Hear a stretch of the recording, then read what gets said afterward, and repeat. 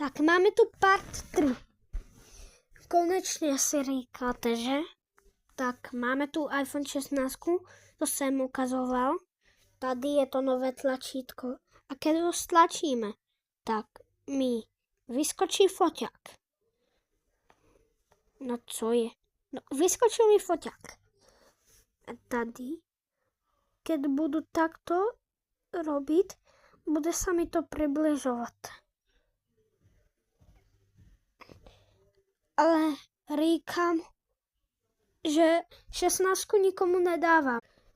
Toto na 14 už nebudu odlepovat, lebo už to ide. Tak, zabalíme to. Jdu zabalit iPhone. Ano, part 4 bude, toto je asi 3, já se už pletu. Tak, part 4 na mojom kanále.